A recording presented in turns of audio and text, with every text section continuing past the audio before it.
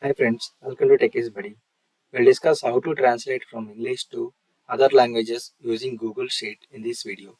I have added a few sentences in English column of this sheet. These English sentences are going to be translated into Hindi, Spanish and Japanese. There is a built-in translate function in Google Sheet, such as Google Translate. Now we must first mention the source of the text, which is A2. Then we can specify the source language, which is English as EN. Then target language, which is Spanish, as ES. Please enter. The sentence will be translated from English to Spanish.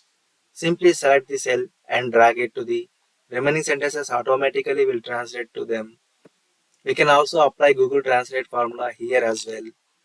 Since Hindi is targeted language here, so that we can mention as HI.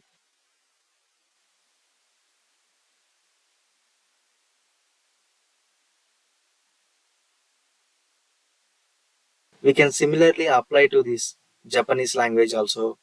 We can quickly translate from one language to another language by using the Google Translate formula. Thank you for watching. Please subscribe to our channel so that you can view more technical videos.